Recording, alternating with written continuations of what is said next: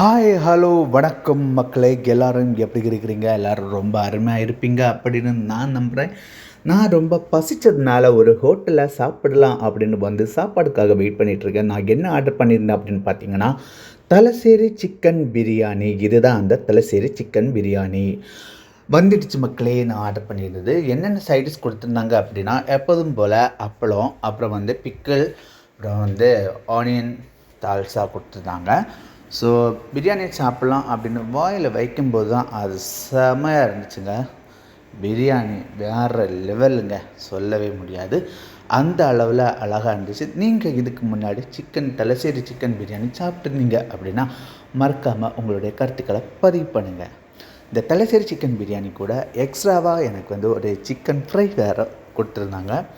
So சும்மா சொல்லக்கூடாதுங்க, ரொம்ப அட்டகாசமாக இருந்துச்சு.